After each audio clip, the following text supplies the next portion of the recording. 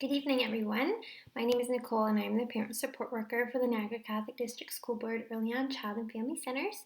Today, we are going to be highlighting the key points from Chapter 4 called Resiliency and Recovery from Dr. Jean Clinton's book, Love Builds Brains. So let's start by defining resilience. So as Dr. Jean Clinton references within her book, resilience refers to someone's ability to bounce back from difficult or even traumatic experiences. Consider for a moment that as a species, we will need to foster a sense of resilience in order to bounce back to normality once this pandemic is over.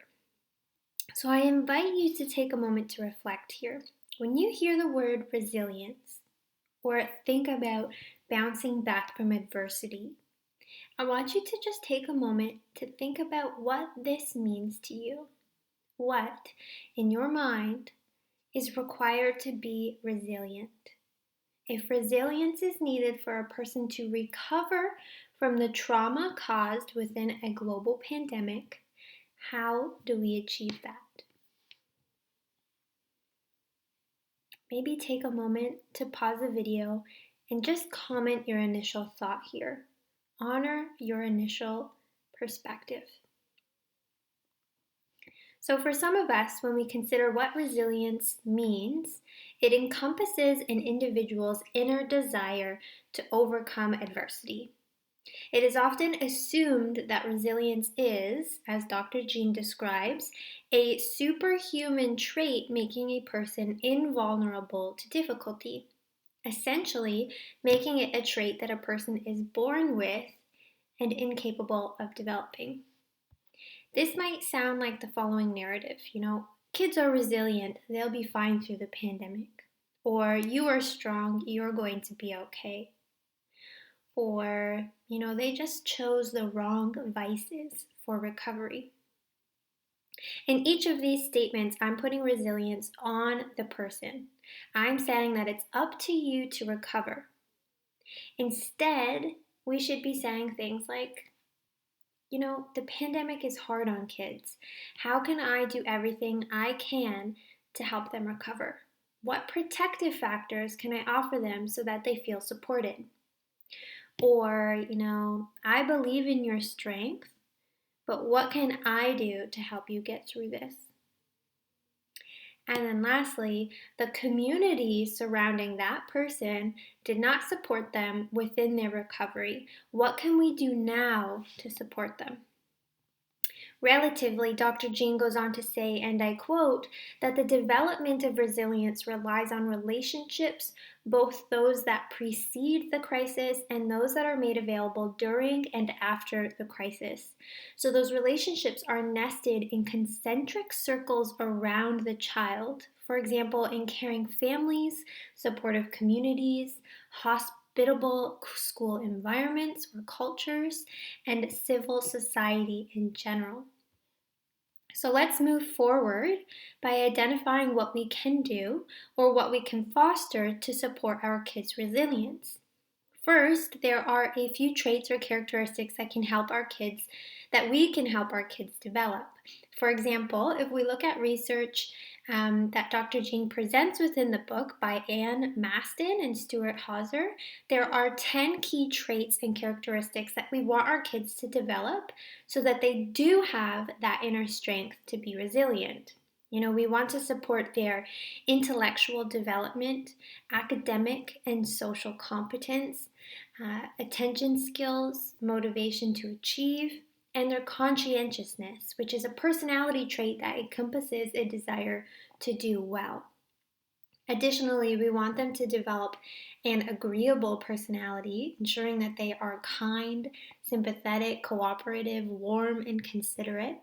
We want them to think positively of themselves and to be self-reflective. And of course, we want to foster their personal agency, their true desire to overcome adversity. We want them to know that they can overcome their struggles and that we are going to be there to support them while they do.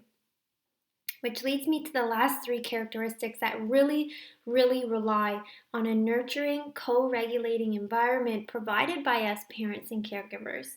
We want to ensure that they can deal with stress, are committed to and care for the relationships they are in, and that we offer quality parenting. So, if we consider what quality parenting might look like, we can consider the 9 things that all children need to be resilient, identified by Dr. Michael Unger and shared by Dr. Jean.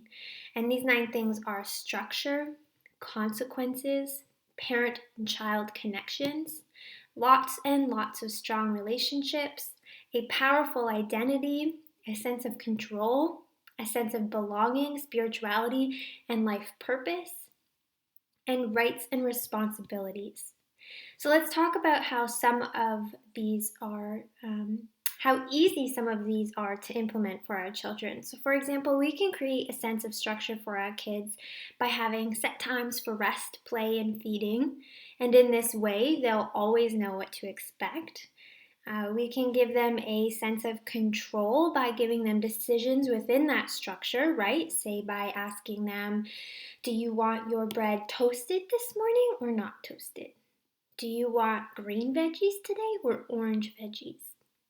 And then if we follow that consistent advice from Dr. Jean that love builds brains, we'll be inadvertently working on that parent-child connection, that sense of belonging, and the building of strong relationships.